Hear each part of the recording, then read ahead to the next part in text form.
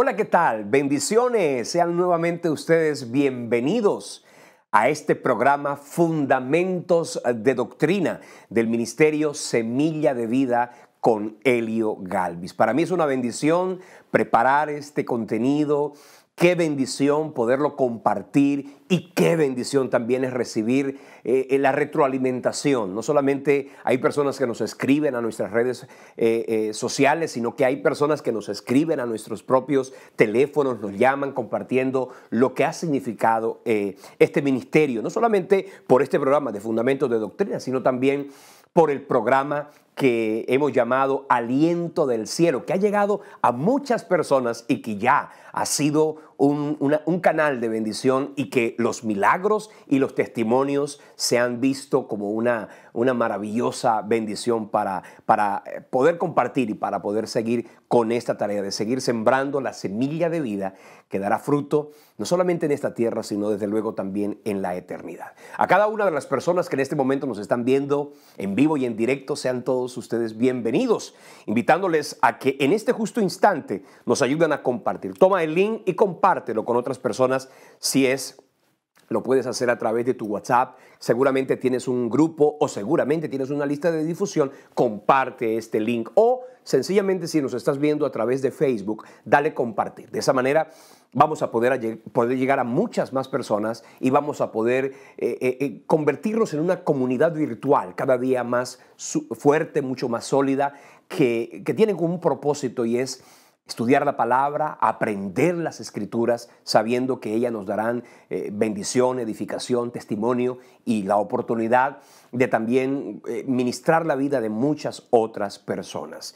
También quiero, si usted nos está viendo en este momento en diferido, decirle algo importante y es importante que nos acompañe no solamente en esta transmisión.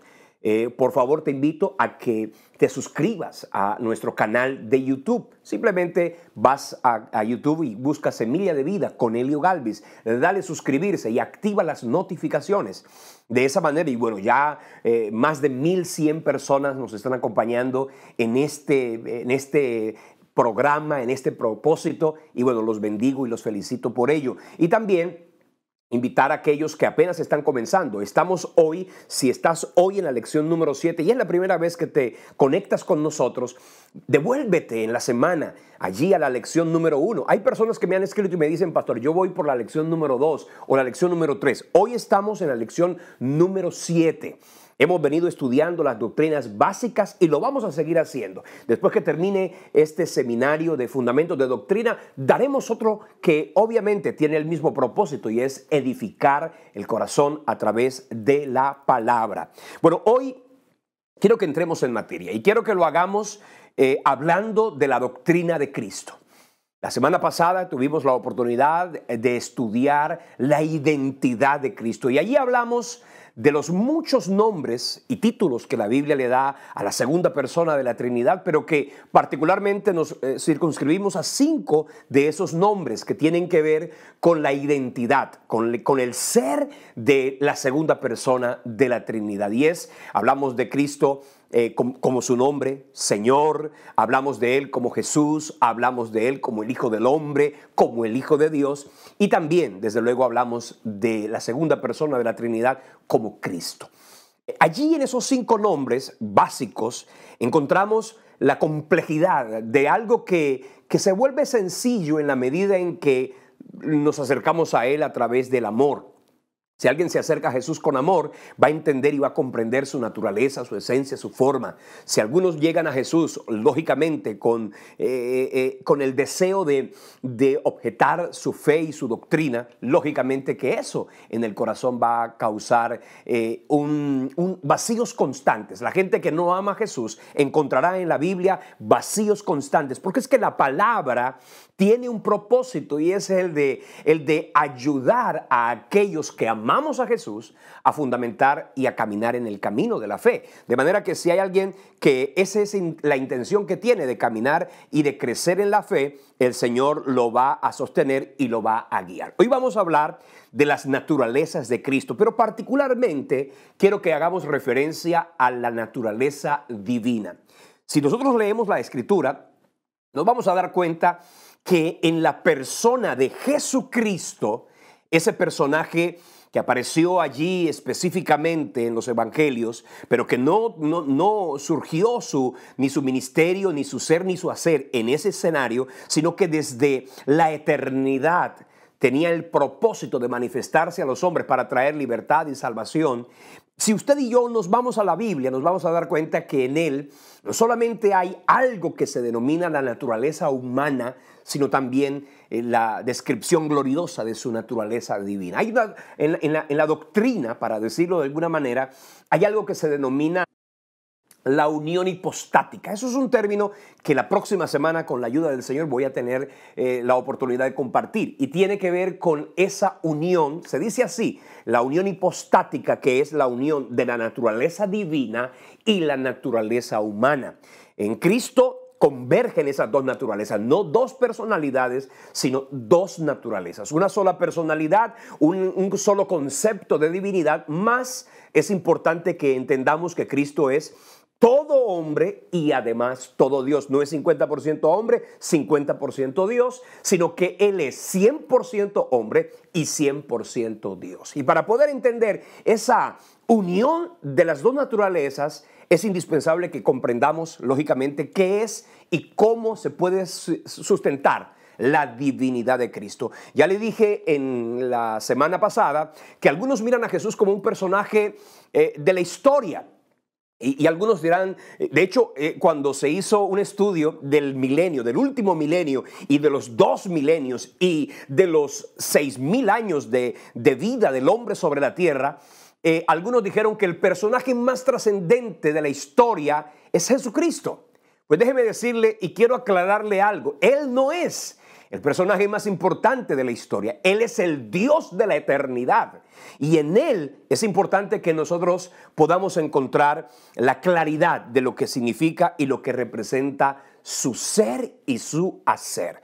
Para entender un poco de esa naturaleza divina, y es indispensable que comencemos diciendo que Jesucristo no es un Dios, ni que es un profeta, ni que es un iluminado. Jesucristo es Dios. Y como el Padre y como el Espíritu Santo ostentan ese sitial de divinidad que lógicamente le da al hombre la oportunidad de vivir en eternidad y en bendición. Al respecto de la divinidad de Cristo, quiero traer a colación una frase que dijera en un momento coyuntural de la historia el famoso Napoleón Bonaparte. Un gran guerrero, un hombre de trascendencia en la historia, que en un momento de gloria vio y sintió al mundo bajo sus pies.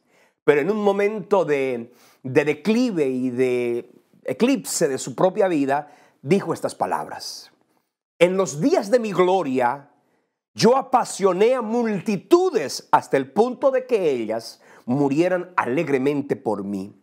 Encendí el fuego de sus corazones. Yo poseía el secreto del poder mágico que eleva los espíritus.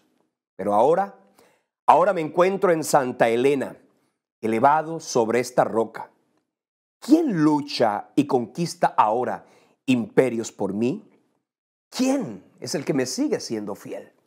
Mi hermano, y ahí pudiéramos nosotros añadir la historia de los grandes emperadores como Alejandro Magno, los grandes emperadores de la historia, los grandes trascendentes en la humanidad. Y te vas a dar cuenta que lejos de quedarse en la historia, su gloria simplemente se debilitó y se acabó. Pero cuando nosotros hablamos de Jesucristo, nos damos cuenta de algo, y es: el tiempo ha pasado, 2000 años de historia, y el evangelio y el personaje y la naturaleza y el ser de Cristo reflejado en su iglesia, que es el cuerpo de Cristo en la tierra, tienen tanta vigencia y tanta gloria como aquel día.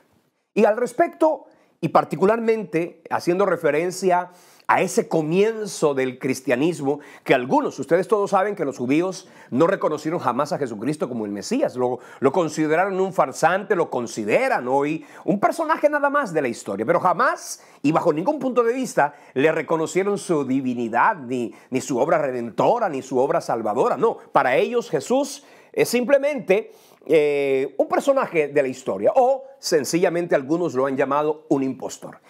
Básicamente yo quiero en este momento referirme a algo, y básicamente entendiendo esa persecución que los judíos en aquel entonces se levantaran contra él. Me acuerdo yo, y leyendo la palabra, hubo un momento de la historia respecto de Jesucristo y del cristianismo que había comenzado a brotar y a nacer, que el judaísmo se levantó en contra del cristianismo y se levantó a tal punto de perseguir y de acabar con muchos. Y dice la palabra que un día a los discípulos del Señor los golpearon, los maltrataron, los vapulearon de una forma impresionante, y al punto que los llevaron a inclusive decir: nunca más hablen de Jesucristo, nunca más prediquen en nombre de Él. Y ellos hablaron, ahí está en Hechos capítulo 4, cuando el apóstol Pedro dice: ¿por qué nos vamos a callar si no hay otro nombre bajo el cielo dado a los hombres en quien podamos ser salvos? Haciendo referencia a Cristo. Es que Jesús, mientras tuvo vida, la gente se postró a sus pies, pero cuando murió, la gloria de la resurrección trascendió a tal punto que sus propios discípulos, trémulos y cobardes en medio de la persecución, ahora tenían la honra y la gloria de vivir, inclusive de morir por Cristo. Y en esa persecución de la que fuera objeto el pueblo de Dios, en esa persecución, me gusta un texto que dice Hechos capítulo 5, versículo 32, haciendo referencia a esa persecución que contra los discípulos del Señor hicieron en su momento. Dice el texto así: Gamaliel, un personaje bastante importante para la nación hebrea, dice: ellos, oyendo que los discípulos predicaban de Cristo, se enfurecían y querían matarlos. Entonces, levantándose en el concilio un fariseo llamado Gamaliel, doctor de la ley, dice, venerado de todo el pueblo, mandó que sacasen fuera por un momento a los apóstoles. Estoy hablando de Hechos capítulo 5, versículo 35. Y les dijo: varones israelitas, mirad por vosotros lo que hay de hacer respecto de estos hombres. Porque antes de estos días se levantó Teudas, diciendo que era alguien. A él se unió mucho, se unió un número como de 400 hombres, pero él fue muerto y todos los que le obedecían simplemente fueron dispersados y reducidos a nada. Después de dice, se levantó Judas el Galileo en los días del censo y llevó en pos de sí a mucho pueblo, pero él pereció también, y todos los que lo obedecían terminaron siendo dispersados. Ahora os digo, apartaos de estos hombres, hablando de los discípulos, porque si este consejo, hablando de la vida y del evangelio de Jesucristo, o esta obra es de los hombres, también se desvanecerá como las anteriores. Mas si es de Dios, dice aquí, no la podréis destruir. No seáis tal vez hallados luchando contra Dios. Y aquí viene esta parte importante. Si Judas el Galileo, si Teudas, fueron personas que llevaron, dice aquí de Judas, de Teudas, que llevó en pos de sí a como 400, se murió y se dispersaron. Ahora en el caso de Cristo, que fueron 12, 11 quedaron, y esos 11 llegaron a vivir para Él. Ahora, ¿por qué hicieron eso? De vivir para Él y de morir por Él.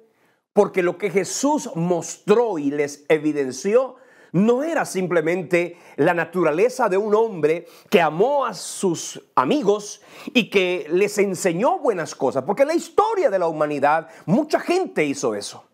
Pero si nos referimos a Jesucristo, si nos referimos al Cordero inmolado, que en el huerto del Edén ya se había profetizado y que el mismo Abraham vio desde la distancia, al punto que el mismo Jesús dijo de Abraham que él miró a Cristo en el futuro y lo vio y se gozó. Eso está en Juan capítulo 8, versículo 58. Así que ese Jesús eterno que se manifestó en la tierra tuvo desde luego una maravillosa trascendencia que hasta el día de hoy la historia se partió en antes y después de Cristo. pues también la vida de cada uno de los que nos hemos rendido a Él también se partió en antes y después de Cristo. Y sé que seguramente tú que me estás viendo puedes decir exactamente lo mismo.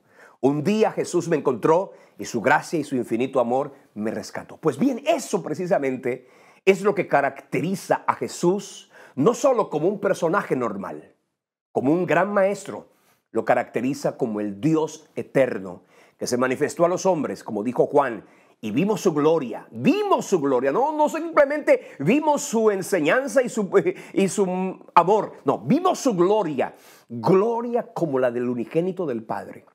Entonces, mi hermano, quiero que hoy entendamos eso, porque no estamos hablando de un maestro, estamos hablando del Dios hecho hombre.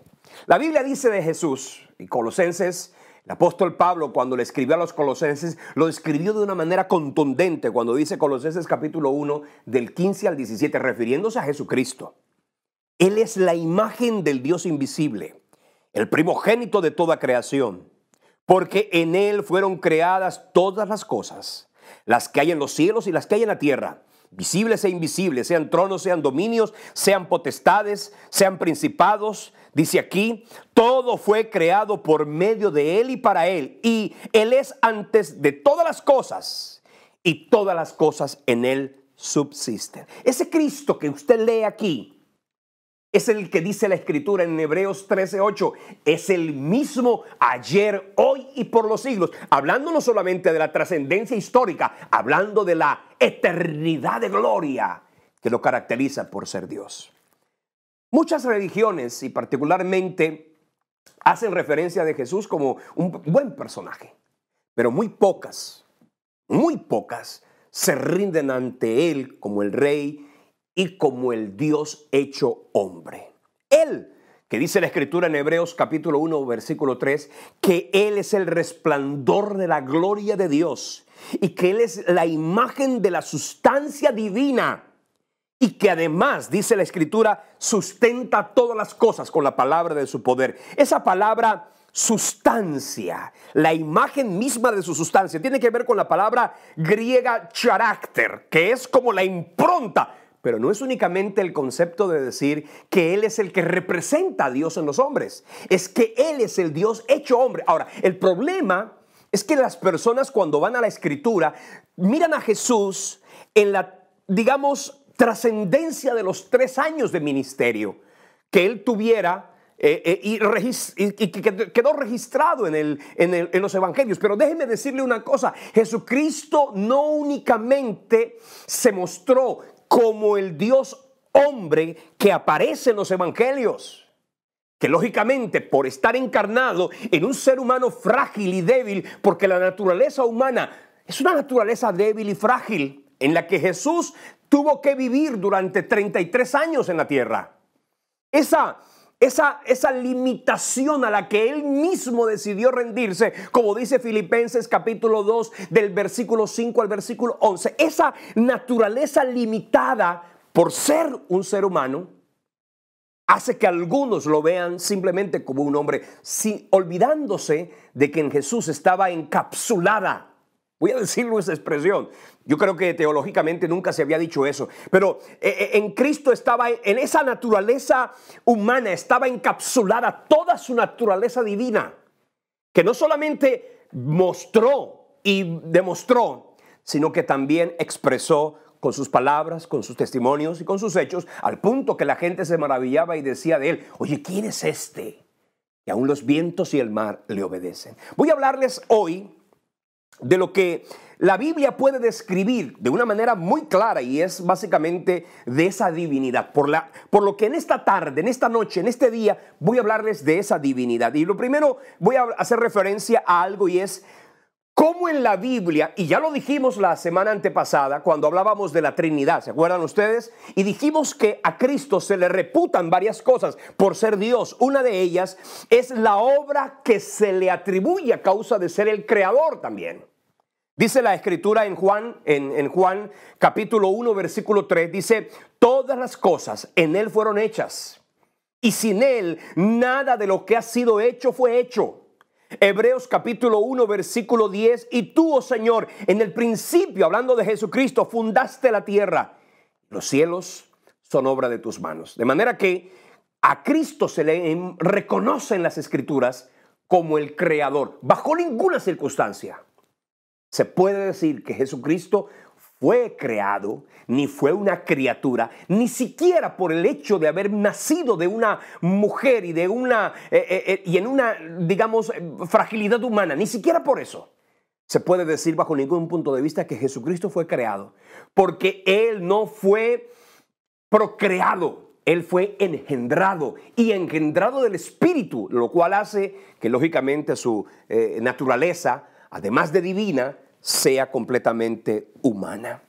Esa capacidad creativa que en la persona de Cristo se mostró y demostró en unas y en otras ocasiones, pues nos hablan de ello.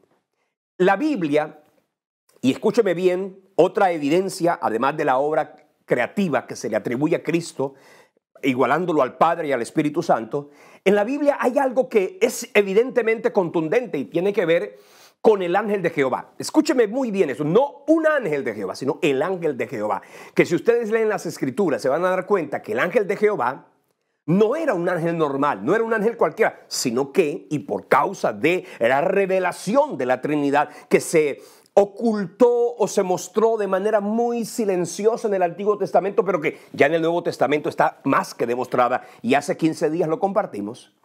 Pues esa naturaleza de ese personaje llamado el ángel de Jehová lo caracteriza como un ser no humano, ni siquiera angelical, lo caracteriza como un Dios glorioso, como el Dios poderoso, que junto con el Padre y con el Espíritu Santo forman parte de la divinidad. Así que ese ángel de Jehová, que tiene algunas atribuciones y atributos que lógicamente solo Dios los pudiera ostentar, usted puede leerlo conmigo en Josué capítulo 5, versículo 13 al 15. Ahí voy a dejarle nada más la cita, no me puedo extender allí porque quiero avanzar hacia el final. Y en Jueces capítulo 13, versículo del 17 al 20, en esos dos pasajes, solamente para citar dos, de los muchos que hay, vemos a ese ángel de Jehová manifestando y mostrando características y atribuciones y atributos exclusivos de la divinidad, como por ejemplo el recibir adoración, el manifestar la gloria y el poder de Dios de una manera contundente. Ningún ángel del cielo jamás pudo y podrá recibir adoración, solo ese ángel que lógicamente hace referencia a Cristo.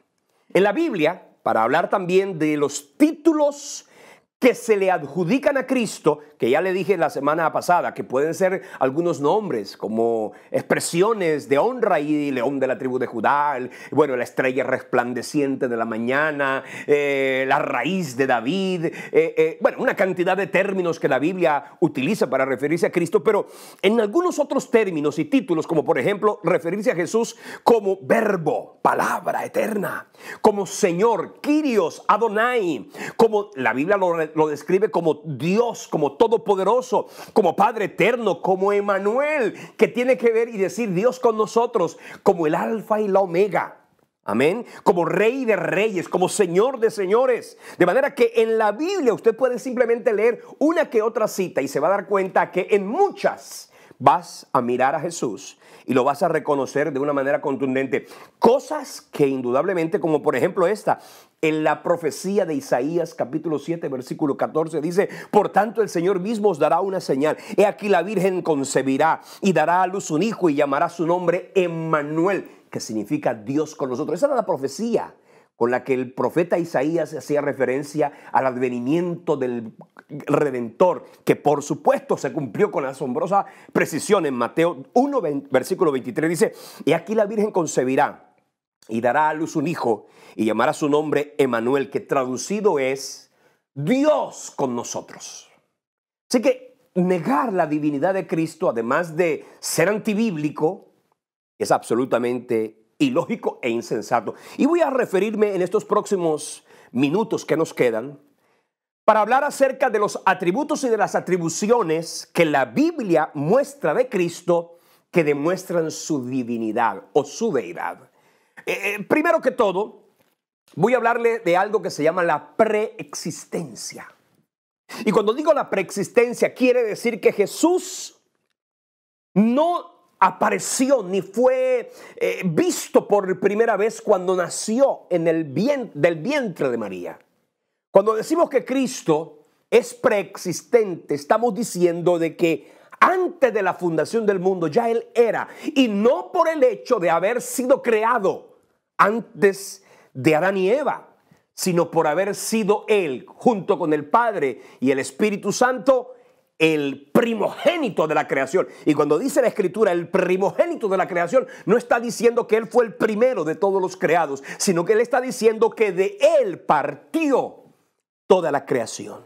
Por eso usted lee Gálatas 4:4, donde dice: cuando vino el cumplimiento del tiempo, Dios envió a su Hijo nacido de mujer y nacido bajo la ley. Esa expresión, cuando se cumplió el tiempo, cuando llegó el tiempo, es que Jesús fue ofrecido como el cordero inmolado antes de la fundación del mundo, pero no quiere decir que fue creado antes de la fundación del mundo. Él es eterno y como tal podemos decir, Él es preexistente. Y Juan 8:58 lo dijo, y dice aquí: Jesús les dijo a los que estaban allí, huyendo fariseos, doctores de la ley, gente del concilio: de cierto os digo, antes de que Abraham fuese, yo soy. Mi hermano, esa expresión, antes de que Abraham fuese, yo soy. Mira, esas palabras que Jesús declaró en aquel momento fueron tan contundentes para que se quedaran registradas en las Escrituras, como también contundentes en lo que concierne al momento y a la trascendencia que eso produjo. Porque cuando Él dice antes de que Abraham fuese, estaba diciendo: yo fui antes que Abraham. Pero no solo dijo yo fui antes que Abraham, Él dijo yo soy. No dice yo fui, yo soy. Antes de que Abraham fuese, yo soy. Y es ese gran yo soy, que si usted lee Éxodo capítulo 3 versículo 14, cuando ustedes se acuerdan que Moisés le preguntó al Dios Todopoderoso: ¿cómo sabrá el faraón que tú me enviaste? Cuando me pregunten cómo se llama tu Dios, ¿qué le diré? Y el mismo Dios le dijo: dile simplemente, el gran yo soy me envió. Ese yo soy hace que en la Biblia, no fue de manera casual que Jesús haya dicho 7 veces en el Evangelio de Juan: yo soy. Y fíjense lo que dijo: yo soy el pan de vida, yo soy la luz verdadera, yo soy la puerta, yo soy el buen pastor, yo soy el camino, la verdad y la vida, yo soy la resurrección y la vida, yo soy la vid verdadera. 7 expresiones de ese yo soy. Tan poderoso es ese yo soy, que cuando Jesús declaró, cuando vinieron a aprenderlo, acuérdense ustedes el texto, lo vinieron a aprender y preguntaron: ¿quién es Jesús? Y Él dijo: yo soy. Y aquella expresión yo soy hizo que ellos cayeran, porque el gran yo soy, el Dios eterno, se había manifestado en gloria. Así que, mi hermano, leer esas declaraciones de la preexistencia de Cristo son poderosas. Ya lo leímos en Colosenses capítulo 1, versículo del 15 al 16, haciendo referencia a que Él es antes de todas las cosas. Y todas las cosas que por Él fueron creadas, también por Él subsisten. Dice 1 Timoteo 3:16: e indiscutible y grande es el misterio de la piedad, que Dios fue manifestado en carne, justificado en el Espíritu, visto de los ángeles, predicado a los gentiles, creído en el mundo y recibido arriba en gloria. Mi hermano, cuando estoy hablando de ese Cristo preexistente, estoy diciendo de que Él es eterno. Y voy a referirme a esa expresión de eternidad, que lógicamente es gloriosa, porque si yo digo que Cristo es preexistente, eso habla de su divinidad. Pero si yo también, además de eso, digo que Cristo es eterno, eso también habla de su divinidad. Y voy a leer, por ejemplo, Juan 17:5, donde dice: ahora pues, Padre, glorifícame tú al lado tuyo con aquella gloria que tuve contigo antes de que el mundo fuese. Mi hermano, déjeme decirle una cosa. Aquí está no solamente la preexistencia de Cristo, aquí está reflejada y evidenciada la eternidad, porque Él es Dios hecho hombre. Textos y gloriosos pasajes como Miqueas 5:2, donde dice: tú, Belén Efrata, pequeña para estar entre todas las familias de Judá, de ti me saldrá el que será Señor en Israel, y sus salidas son desde el principio, desde los días de la eternidad. Isaías 7:14, donde dice: el Señor mismo os dará una señal, he aquí una virgen concebirá y dará a luz un hijo, y se llamará su nombre Emmanuel. Dios con nosotros. Fíjese que aquí está la descripción de esa gloriosa manifestación. Y sin olvidar Isaías capítulo 9, ¿se acuerdan ustedes del versículo 6 y 7? Donde dice, porque un niño nos es nacido, hijo nos es dado, y el principado sobre su hombro, y se llamará admirable, consejero, Dios fuerte, Padre eterno. Esa expresión que lógicamente hace referencia a la eternidad de Cristo. Y Juan capítulo 1 versículo 2 que dice, en el principio era Dios. Y dice, este era en el principio con Dios. Otra expresión de su divinidad es la omnipotencia. Para nadie es un secreto. Y negar la omnipotencia de Cristo sería absurdo. Porque sabemos, como lo decía hace unos instantes, la gente expresaba y decía, ¿quién es este que aún el viento y el mar lo obedecen? Y leer pasajes como por ejemplo Mateo 8:16, con ese poder que tuvo Jesús sobre las enfermedades, sobre los enfermos, sobre los cautivos, sobre cualquier circunstancia, llámese humana o llámese espiritual. Cuando dice el texto de Mateo 8:18, cuando llegó la noche vinieron a él y le trajeron endemoniados. Con la palabra los echó fuera y los sanó. Filipenses 3:20, mira lo que dice, mas nuestra ciudadanía no está nuestra ciudadanía está en los cielos, de donde también esperamos a nuestro Salvador, al Señor Jesucristo, el que transformará nuestro cuerpo de humillación para que seamos semejantes al cuerpo de su gloria. Y además dice, para que de esa manera podamos vivir. Dice aquí esa expresión, por el poder con el cual puede también sujetar a sí mismo todas las cosas. Jesucristo es todopoderoso. Para él no hay ni limitación alguna. Omnisciencia. Mi hermano, a pesar de que Jesús estaba humanamente hablando bajo la limitación de un cuerpo, porque quiero que entiendan una cosa, ustedes pueden mostrarme a mí expresiones de Cristo como que demostraran su incapacidad o que mostraran de alguna manera esa impotencia en algunas circunstancias. Pero déjeme decirle, eso fue cuando Jesús de manera transitoria y mientras estuvo en la tierra, estuvo, yo lo dije al principio, encapsulado en medio de la fragilidad humana y de la pequeñez y limitación de un cuerpo terrenal, un cuerpo humano. Pero Él es omnisciente y lo expresó, aún estando en la tierra. Dice Mateo 11:27, todas las cosas me fueron entregadas por mi Padre y nadie conoce al Hijo sino el Padre, ni al Padre conoce a alguno sino el Hijo y aquel a quien el Hijo le quiera revelar. Lucas 22, versículo 10 dice, he aquí al entrar en la ciudad, fíjate que la forma como Jesús le hablaba a los discípulos, mire, vayan allá a tal lugar. Aquí dice, os saldrá al encuentro un hombre que lleva un cántaro de agua, seguidle y donde él entrare, ve y dice, y decida al padre de familia de aquella casa. El maestro te dice, ¿dónde está el aposento donde he de comer la Pascua con mis discípulos? Y así sucesivamente podemos mirar momentos y circunstancias que lógicamente mientras estuvo en la tierra mostraban esa omnisciencia, pero que ya habiendo resucitado y recibida nuevamente la gloria que lógicamente depuso cuando vino a la tierra, dice en Apocalipsis 2:23, y a sus hijos heriré de muerte. Todas las iglesias sabrán que yo soy el que escudriña la mente y el corazón, y os daré a cada uno según sus obras. La omnipresencia. Mi hermano, hablar de la omnipresencia de Cristo, no me quiera usted decir cómo era posible que Cristo fuera omnipresente si cuando se murió Lázaro, él estaba en otro lugar y no pudo venir a buscar. Estoy hablando de la limitación en el momento en que él estaba en su kenosis, y se lo voy a explicar la próxima semana. Esa kenosis, que significa ese vaciamiento, pues déjeme decirle, mientras él estuvo en la tierra, tuvo obligatoriamente que circunscribirse a la corporeidad, y esa corporeidad le impidió estar en varios lugares al tiempo.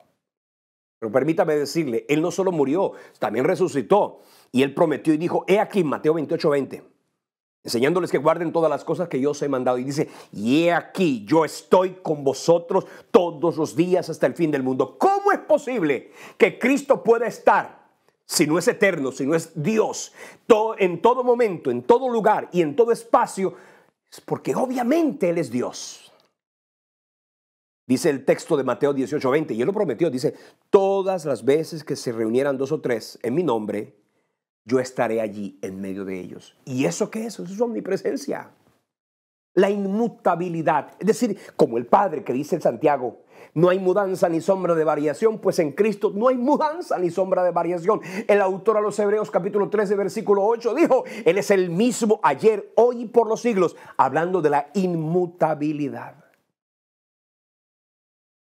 Mi hermano, Hebreos 1:11 también hace referencia a esa inmutabilidad. Esos son lo que se puede llamar los atributos que Cristo tuvo y tiene de divinidad. Ahora, voy a hablarle de las atribuciones que son distintas. Los atributos tienen que ver con su ser, las atribuciones tienen que ver con su hacer. Y voy a hablarles rápidamente, de pronto el tiempo no me lo permite. Y hoy ha sido un día, yo he sentido aquí la gloria de Dios, porque si hay algo que me apasiona a mí es hablar de Cristo, como a ti que amas a Jesús, algo que te apasiona es aprender de Cristo. Atribuciones de Cristo. Una de ellas, crear. Ya lo dijimos, no voy a aumentar más en ello. Simplemente quiero que leas Juan 1:1, Juan 1:3, Hebreos 1:10, Colosenses 1:16. Mire, Hebreos 1:10 dice, Señor, dice, en el principio tú fundaste la tierra y los cielos son obra de tus manos. Ahí está refiriéndose a esa capacidad creativa. Ahora, no solamente esa capacidad creativa, es que además Él es el preservador y sustentador de la creación. Como dice Hebreos 1:3, Él todo lo sostiene por la palabra de su poder. Mi hermano, ¡qué bendición! No solo te creó. Para usted dirá, pastor, ¿para qué sirve tanta teología? ¿Para qué sirve tanta doctrina? Pues para que sepas que el Dios que te creó es el Dios que te sostiene. Y Él sostiene tu vida, y Él sostiene tu casa, y Él sostiene tu familia, y Él sostiene tu matrimonio, y Él te sostiene en esa empresa, y Él te sostiene donde quiera que vayas, y donde quiera que te metas, Él será tu sustentador. Porque dice la Escritura que Él todo lo sostiene con la palabra de su poder. Colosenses 1:17 dice que no solamente en Él fueron creadas las cosas, sino es que en Él subsisten. De Dios subsistimos por su gracia. Ahora, otras atribuciones, recibir adoración. Pregúntale a algún ángel si pudo hacerlo.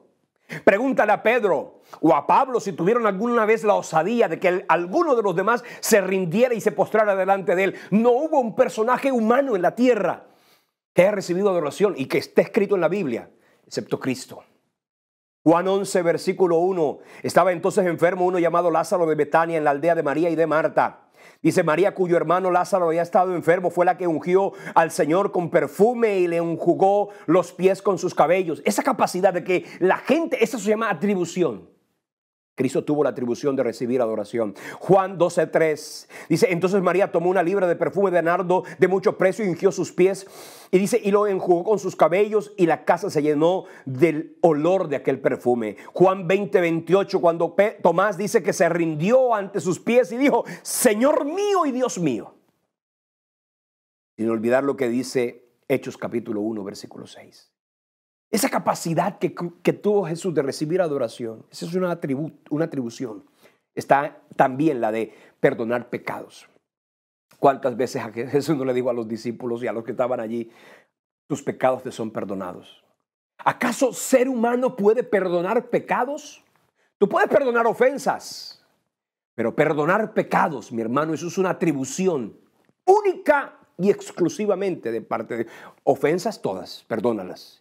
Los pecados los perdona Dios. Marcos 2 del 5 al 11.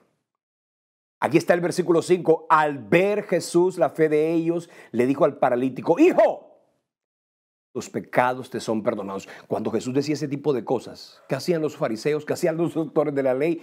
Se llenaban de soberbia y le hervía la sangre, porque con declaraciones como esta, dice, se hacía pasar por Dios y se mostraba como Dios. Lucas 7:48 habla también de esa capacidad de perdonar pecados. Hechos 5:31.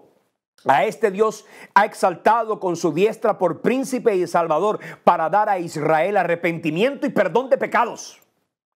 Cristo perdona pecados. Atribución exclusiva de la divinidad. El resucitar muertos, otra atribución divina. Juan 5:24, Jesús lo dijo: el que oye mi palabra y cree el que me envió tiene vida eterna y no vendrá a condenación, mas ha pasado de muerte a vida. Y ahí sigue diciendo Jesús que Él los levantará y nos levantará en la resurrección de entre los muertos. Y hermano, los médicos pueden hacer de todo, los maestros pueden hacer de todo, pero el único que puede resucitar muertos se llama Jesucristo. El hacer juicio. Juan 5:22, porque el Padre a nadie juzga, sino que todo juicio se lo ha dado el Hijo, para que todos lo honren al Hijo como honran al Padre. El que honra al Hijo, honra al Padre que le envió. Hechos 17:31, ahí lo dice: estableció el día en que juzgará al mundo por aquel varón a quien dio testimonio, levantándolo de entre los muertos. Esa capacidad de hacer juicio, déjeme decirle, el juez justo se llama Cristo, y un día todo el mundo comparecerá ante Él, ya sea en el tribunal de Cristo, la iglesia, o en el juicio del gran trono blanco posterior al milenio. La capacidad de transformar los cuerpos mortales, eso es una cosa que solamente puede hacer Dios. Y usted lo puede leer en Filipenses 3:21, dice: Él transformará el cuerpo de la humillación nuestra para que seamos semejantes a Él, al cuerpo de la gloria suya, por el poder con el cual también puede sujetar a sí mismo todas las cosas. Primera Tesalonicenses 4:16, 17 y 18, que hace referencia a ese momento en que los muertos resucitarán primero y luego nosotros seremos transformados. Mire, hermano, ¿quién hará semejante cosa? Jesucristo. Sin olvidar lo que dice la primera carta a los Corintios, capítulo 15, versículos del 51 al 53. Hasta el punto de decir: ¿dónde está, oh muerte, tu aguijón? ¿Y dónde, oh sepulcro, tu victoria? Otra capacidad y atribución divina: dar vida. Dar vida y vida eterna. Juan 11:29 dice: mis ovejas oyen mi voz y yo las conozco y me siguen. Y yo les doy vida eterna y no perecerán jamás, ni nadie las arrebatará de mi mano. En el versículo 29 dice: mi Padre que me las dio es mayor que todos y nadie las puede arrebatar de la mano de mi Padre. Y Juan 17, del 2 al 3, mira lo que dice: como le has dado potestad sobre toda carne para que dé vida eterna a los que le diste, y esta es la vida eterna, que te conozcan a ti, el único Dios verdadero, y a Jesucristo a quien tú has enviado. Así que, mi hermano, con todo esto que le acabo de mencionar, y sé que el tiempo se me ha ido, pero con todo esto puedo demostrar bíblicamente, y hay muchísimas citas, yo simplemente me tengo que circunscribir a las más contundentes, pero hay demasiadas y el tiempo no nos lo permitiría, pero ahí está. Evidencia contundente que Jesucristo es Dios. Con eso quiero simplemente decirte: ríndete delante de Él. No es que vengas a Jesús a estudiar: voy a estudiar a Cristo, voy a estudiar a ver si Jesús es. Hermano, ríndase delante de Él. Llene su corazón de fe y póstrese ante aquel que murió y resucitó y que dio vida eterna, para que todo aquel que en Él cree no se pierda, mas pueda pasar de muerte a vida. Mi hermano, la vida eterna que usted y yo necesitamos, que solamente nos la puede brindar el Señor, solo será realidad cuando nosotros, como Pedro, digamos: ¿a quién iremos si solo tú tienes palabras de vida eterna? Jesucristo no es un hombre normal, no fue un hombre cotidiano ni común, fue Dios hecho hombre. La próxima semana vamos a hablar de esa humanidad. Y usted dirá: bueno, sí, ok, es Dios, pero ¿cómo así que Él tenía naturaleza humana? ¿Qué quiere decir, pastor? ¿Que Cristo tenía, además de naturaleza humana, la misma concupiscencia que yo tengo? Porque dice que Él fue tentado en todo según nuestra semejanza. ¿Quiere decir que Él tuvo los mismos pensamientos, las mismas tendencias? Eso lo hablaremos el próximo jueves, si el Señor nos lo permite, contigo, aquí en este seminario de Fundamentos de Doctrina. El tiempo se ha ido. Y simplemente me quiero despedir dándoles las gracias por habernos acompañado esta noche, invitándolos a que nos acompañen con su oración, acompáñenos con su ofrenda. Necesitamos, mi hermano, y si yo le digo cada semana, necesitamos que nos acompañe con sus ofrendas, es porque lo necesitamos. Esto no es un ministerio que reciba grandes ayudas económicas, no, solamente la ofrenda de personas como tú, que han dicho desde el corazón: ¿sabes qué? Hombre, yo quiero bendecir este ministerio. Y de hecho hay personas que han dicho: esta es mi iglesia, esta es mi congregación, me estoy alimentando con la palabra que se da aquí en el ministerio Semilla de Vida. Y algunos han dicho: yo quiero sembrar, otros han dicho: yo quiero diezmar. ¿Sabes qué? Necesitamos que usted nos apoye. para que la palabra corra y sea glorificada, necesitamos y debemos hacer muchas más cosas. Necesitamos seguir con esa tarea. Necesitamos bendecir a otros también que nos están ayudando a hacer toda esta, digamos, toda esta logística. Y lo hacemos. He dispuesto de mi tiempo, de mi descanso, he dispuesto de mis recursos y no vamos a escatimar en hacerlo. Pero necesitamos que gente como tú nos acompañe, sembrando y apoyando este ministerio para que, como dice la palabra, ella corra y sea glorificada.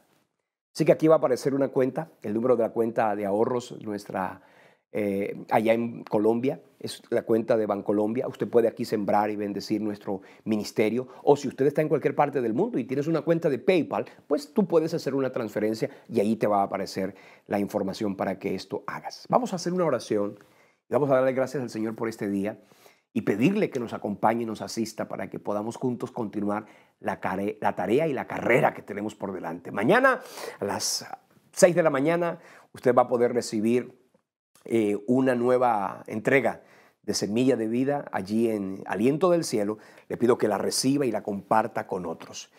Tenemos 2 horarios y ahora vamos a comenzar a usar 2 horarios y es este programa seguirá siendo transmitido 8 de la noche hora colombiana, 9 de la noche hora de la costa este de los Estados Unidos. Será en simultánea, pero con 2 usos horarios distintos. Así para que lo tenga claro y lo tenga presente. Así que si usted vive en otra parte, si hay gente que está en Uruguay, hay gente que está en Ecuador, hay gente que está en México, hay gente que está en California aquí mismo, hay gente que me escribe desde Oregon, hay otras personas que están en la Florida, hay otras personas que están en Europa, en Alemania, en Bélgica, pues a ustedes simplemente les digo, hagan un poquito o simplemente hay personas que me dicen, a esta hora, pastor, usted me manda el mensaje, yo estoy durmiendo, pero apenas me levanto, hay gente que en este momento ya está amaneciendo allá en Europa. Así que en este momento pues quiero bendecirlos a ustedes y darle gracias al Señor por este tiempo. Me gozo y me lleno de alegría y demás de expectativa por lo que vamos a poder compartir la próxima semana. Vamos a hablar de la humanidad de Cristo, la unión de las 2 naturalezas.